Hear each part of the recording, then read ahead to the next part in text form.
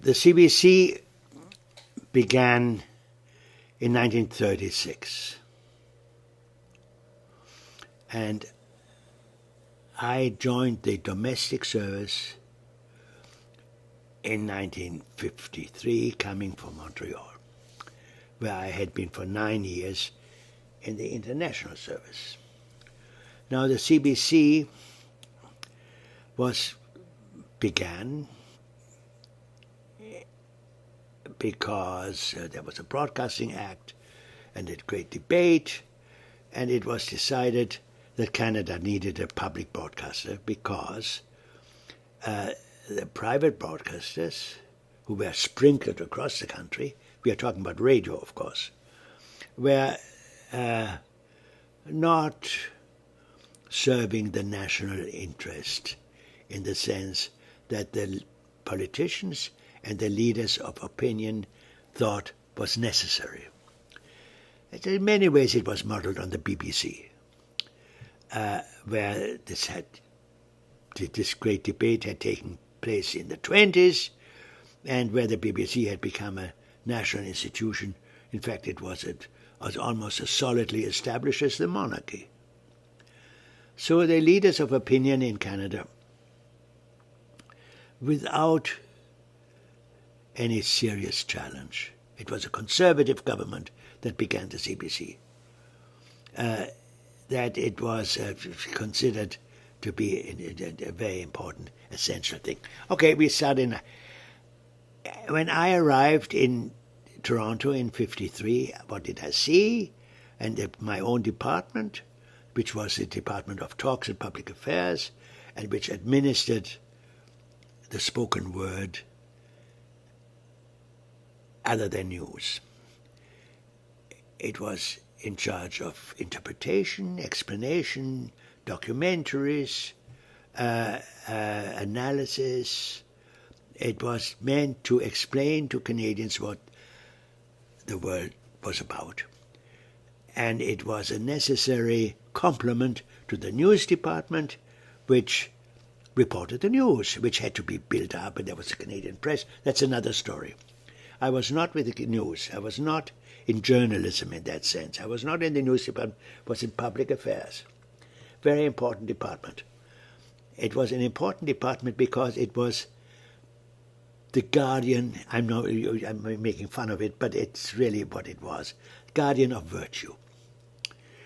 Guardian of the integrity of the CBC. Balance, fairness.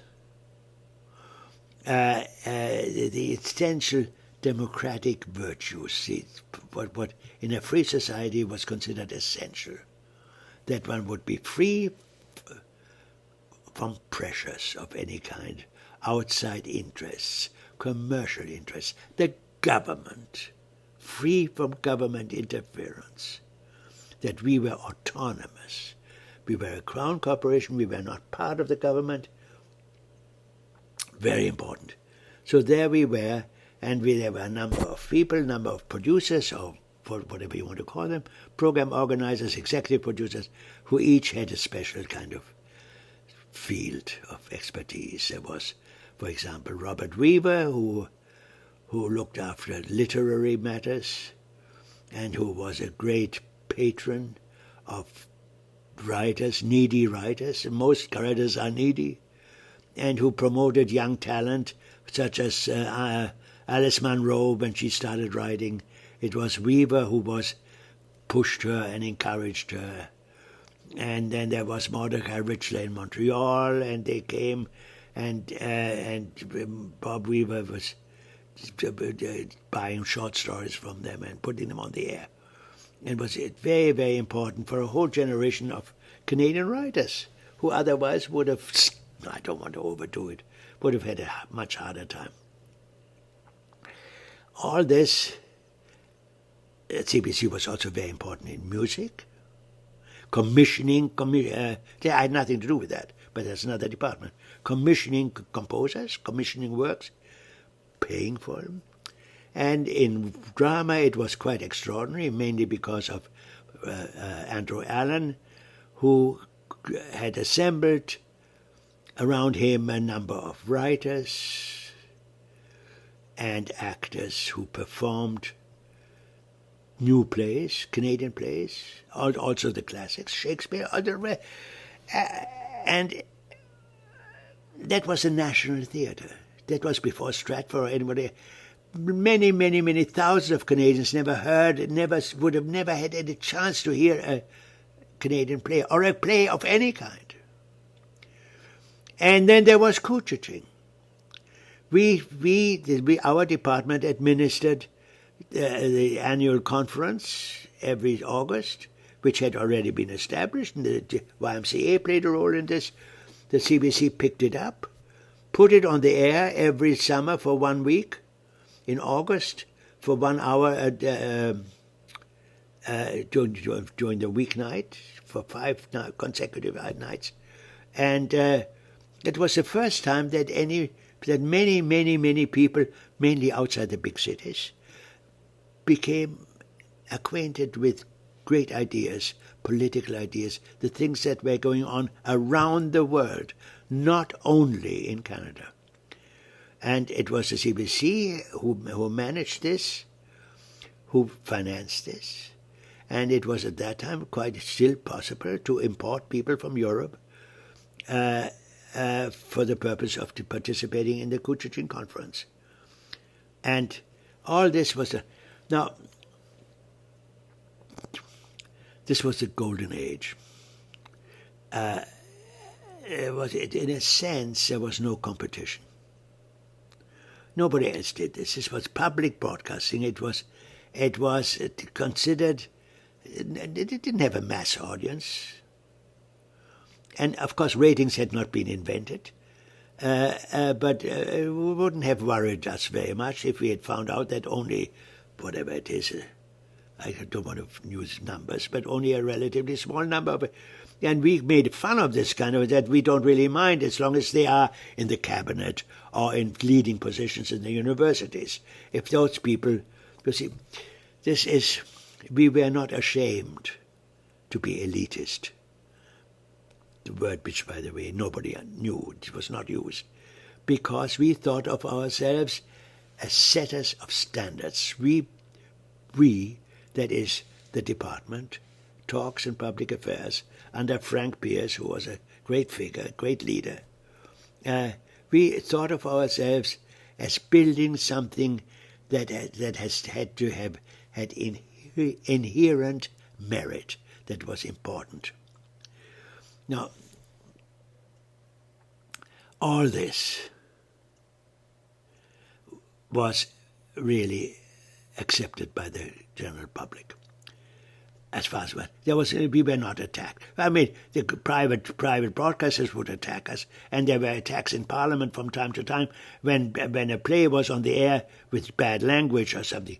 Or in that sense, we were, and there were of course radio critics in the press, but as an institution we were not attacked.